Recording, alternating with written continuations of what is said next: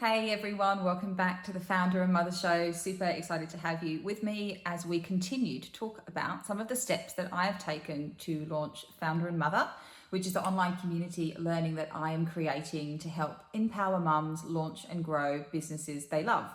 Part of the course is to really be able to offer mums some examples and some tangible steps that they might be able to take if they have a business idea they want to take from that idea into reality.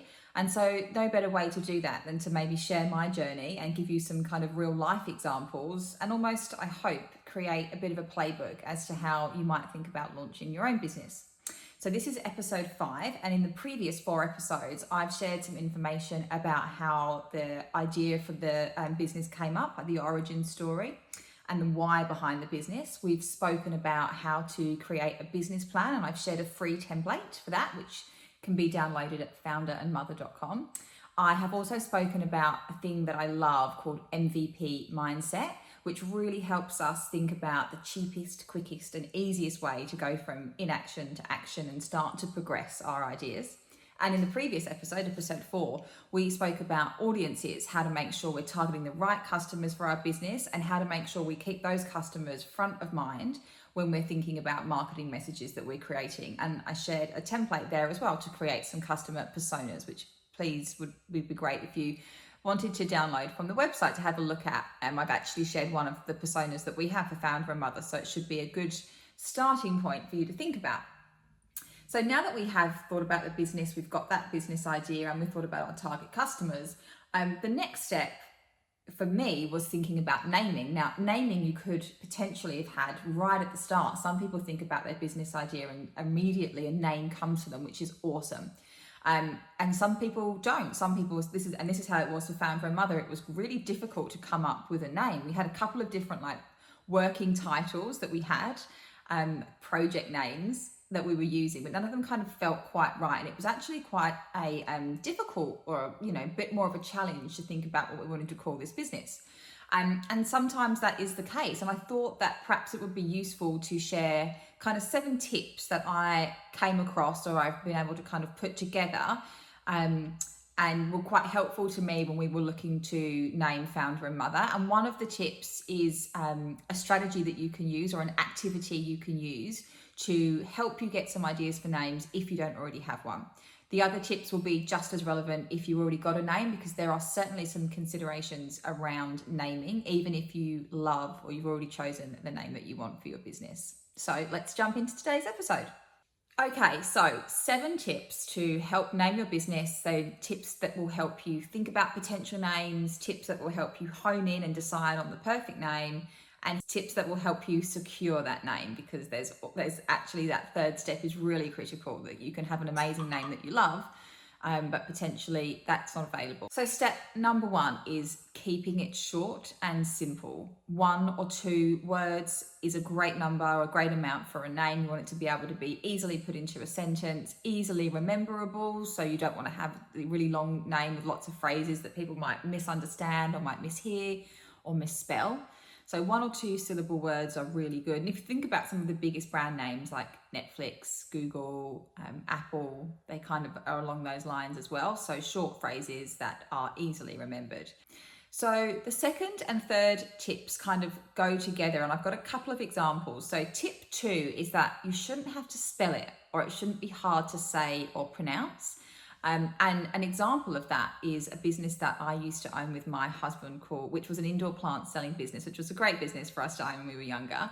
And we had this brainwave to call it the word which means forest in Spanish. I used to love Spanish. I used to study Spanish, and that's a really important part of kind of my heritage and kind of growing up. So that name, the word for that was Bosque, which I thought was just awesome. And we went ahead, created all this packaging and branding for the business with Bosque. And then by the time we actually started to talk about it with our customers and our friends and our family, it was really obvious that nobody had a bloody clue what we were talking about. So they didn't know how to spell it.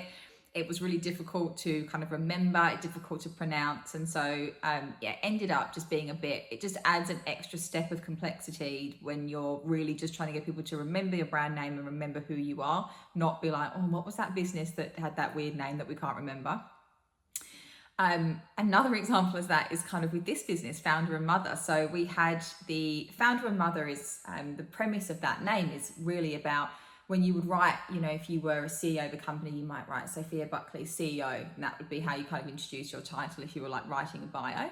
And so we wanted this to really reference people, our target audience, so mothers, and the goal of owning their own business, so to found their own business. So that's kind of where Founder and Mother came from. Originally, though, it was Founder Mother, so it'd be Sophia Mackay, Founder Mother. And we were really into that name. And then I started telling some friends about it, and they misheard me. One of my girlfriends misheard me and thought that I had said Founder Mother, as in like I found a mother. And as soon as I heard that, we were like, this name is not going to work. So we changed it to Founder and Mother, which still really is the same. Still the same principle applies as to what we were thinking. But it wasn't until we heard other people say that name that we realised, because that wasn't something that had crossed our minds. So definitely making sure it's easy to spell and not hard to understand or pronounce is the second tip, which kind of goes into the third tip, as I mentioned before, which is making sure that when it's written down as one word, so Founder and Mother, as in how I would type it if I was typing in the URL for a domain name. So we want to make sure that when those phrases go together, when there's no spaces or gaps or no symbols around it, that it still makes a lot of sense. Tip 4 is to really think about the future and not have words in your business name that are going to kind of lock you into the thing that you're launching your business as. So an example might be if you are an e-commerce site, or you've got an e-commerce site, and the thing that you're launching, or the product that you've got, is nappy bags, say, or like wet bags, disposable, the bags that you put kids' wet clothes in, or whatever it is. That might be the business that you've got. So if you were to have a name that had the word bags in it, means that your product line is quite restrictive. So what if you were to increase that to include other things that might be, associated, or even, something much bigger in the future, like clothing, I don't know. Having the name bags in the title is kind of like really restricted you in that way. So just thinking about what you're doing with your business right now might not be all that you do in the future. Like the idea would be that your product line will grow and expand.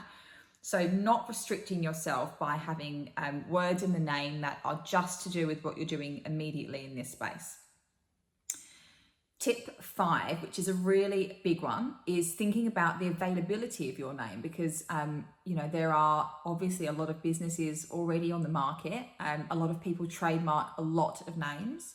And the more generic you go with a name, the more likely it is that someone else may have taken it, or that it's not available on one of the different platforms. So when I say availability, number one is that the domain name is available. And it's really easy. If you have a business name in mind, you can really easily check if it's available or not on websites called like GoDaddy, so godaddy.com.au or godaddy.com. That's where you would purchase the domain name as well. So you can go on that website, first page, it's got a space bar on there a search bar on there that you can type in your ideal business name, and it will let you know if it's available or not, and it will actually give you some suggestions of names that are similar if it isn't available. Whilst you're on that website, another consideration there will be whether or not you want to purchase the .com, the .com.au, or which actual domain names you want to purchase. And my suggestion there is that if you're a local business, so you're thinking of operating just in Australia or in New Zealand, then purchasing the .com.au or the .co.nz is completely fine at the start. But the chances are, especially if you're an e-commerce business or a service that you can offer online to really anybody, unless you're a physical location, the chances are that you may increase your customer base to be global at some point down the track. And so it really does pay if the .com version of the name is available to also purchase that.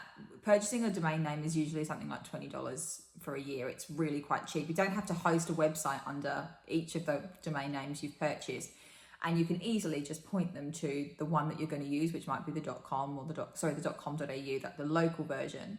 But it really does pay if you can, and if it's available, to purchase the local and the global version of those domain names, because you may expand, or the other thing is that you don't want a competitor to purchase it and then you have no option to buy it in the future. The other types of availability are the social media handles. So Obviously, you can only have one handle per business, but there's a bit more flexibility in terms of you can have dots or hyphens or symbols in between words on things like Instagram.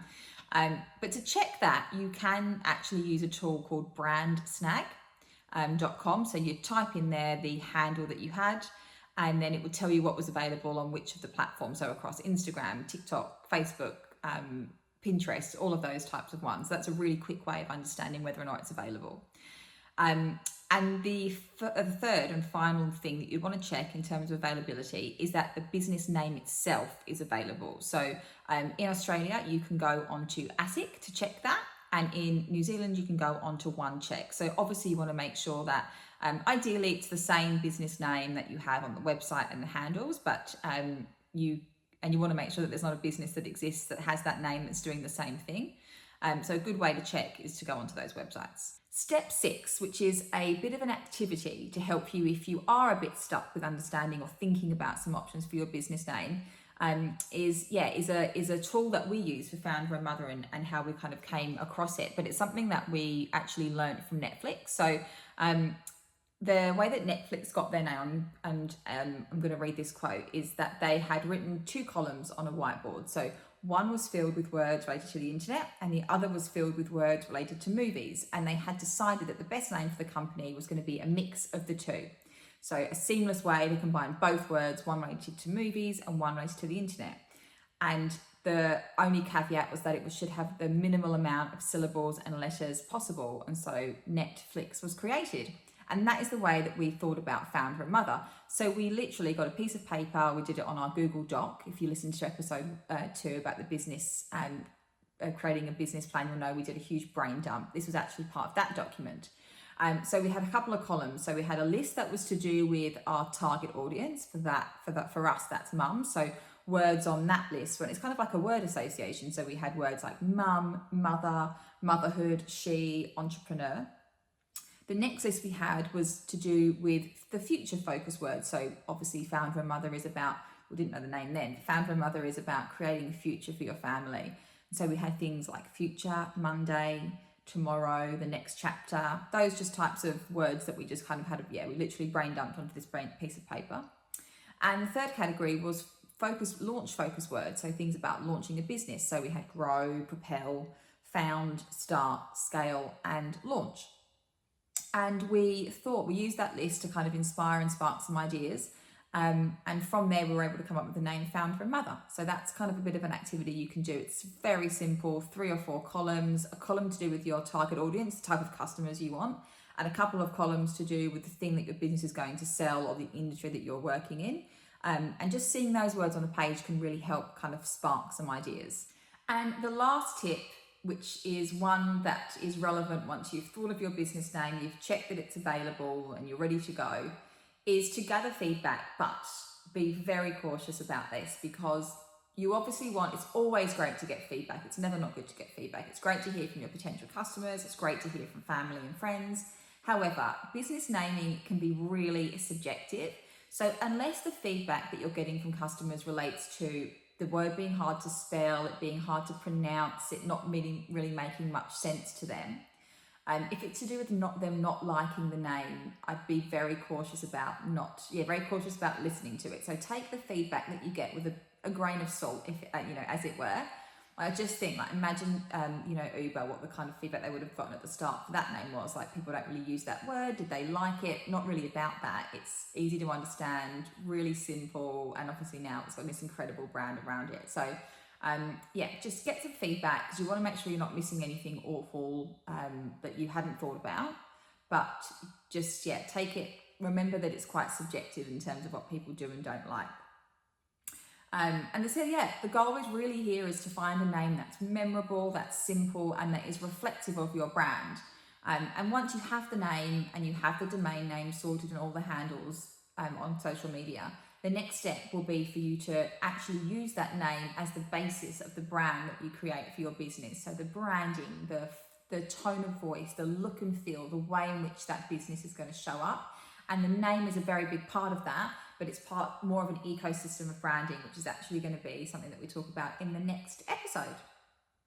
I hope you've enjoyed this episode of Founder and Mother, and just a reminder that you can download the 2 free tools that I've referenced over at founderandmother.com/free-tools. There is a free business plan download there available, and also a free target customer and audience personas template that you can use. All of the downloads that I create have a PDF version that you can look at and an editable version that you can use on the notes file of your phone so that you can edit whilst you're out and about if you're in the stroller. If you've got the baby in the stroller or even in the front pack, so you've got some hands free, have a bit of time to think and pop down your thinking in that notes app. If you've liked this episode, whether you're watching it on YouTube or listening to it as a podcast, I'd love it if you could subscribe or rate or review. It really helps go a long way in helping me reach more mums just like you.